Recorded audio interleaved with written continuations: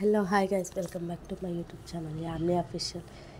ఈరోజైతే కౌన్స్ పిట్ అనేది తెచ్చింది ఫ్రెండ్స్. మా నాన్న ఎలా కడగాలి, ఎలా వండాలనేది ఈ వీడియోలో చూపిస్తున్నా. ఇప్పుడైతే దానిపైన ఉన్న వెంట్రుకలన్నీ బాగా పీకేసిన తర్వాత పొయ్యి ఉంటే పొయ్యి పైన కాల్చుకోవచ్చు, గ్యాస్ ఉంటే గ్యాస్ పైన కాల్చుకోవచ్చు. మా ఇంట్లో పొయ్యి లేదు కాబట్టి కట్టెల పొయ్యి లేదు, గ్యాస్ పైన కాలుస్తున్నాం. సో కాల్చిన తర్వాత మంచిగా చిన్న చిన్న వెంట్రుకలు కూడా పోతాయి. తర్వాత ఇప్పుడు కబుర్తో ఉంది కదా, దానిపైన కొంచెం పసుపు వేసి కడగాలి. నీట్గా కడిగి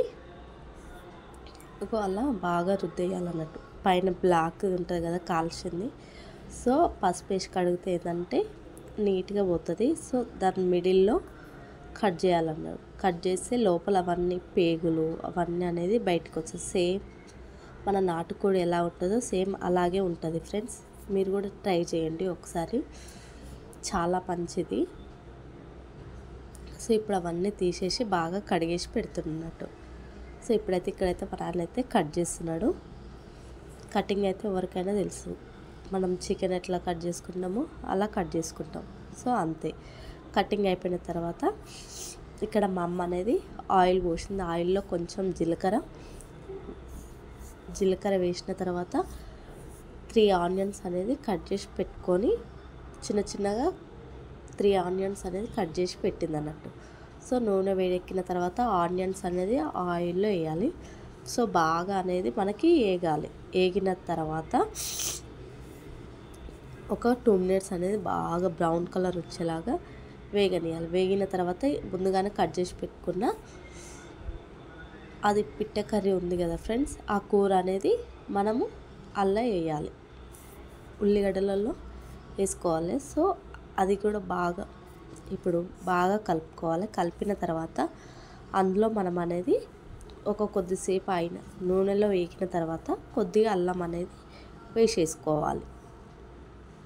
సో ఇలా వేగిన తర్వాత ఇప్పుడు అనేది మనము అల్లం వెల్లుల్లి పేస్ట్ అనేది వేసుకుందాం. అల్లం వెల్లుల్లి పేస్ట్ అండ్ పసుపు కూడా వేసుకోవాలి. 1.5 స్పూను పసుపు వేసుకొని బాగా అదంతా అనేది మనకి ఆ కర్రీస్కి అనేది బాగా పట్టేలాగా, ముక్కలకు పట్టేలాగా బాగా కలుపుకోవాలి. సో ఇప్పుడు అనేది అల్లం వేసింది మా అమ్మ. మీ నాన్న వాళ్ళు కూడా ఇలా తెచ్చి మీకు పెడతారా ఫ్రెండ్స్?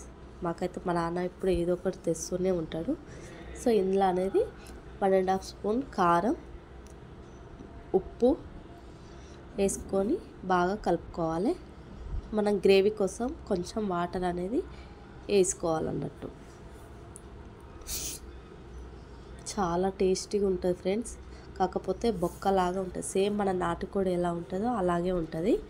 సో ఇప్పుడైతే మా అమ్మ అయితే ఉప్పు వేస్తుంది. ఉప్పు వేసిన తర్వాత కొంచెం గరం మసాలా కూడా వేసుకోవాలి. అంతే, చాలా బాగుంటుంది ఫ్రెండ్స్. ఒక్కసారి ట్రై చేసి చూడండి, ఎంత బాగుంటుందంటే. మనకు బయట అయితే ఇవైతే 500కి దొరుకుతాయి ఫ్రెండ్స్. ఓకేనా, బాయ్.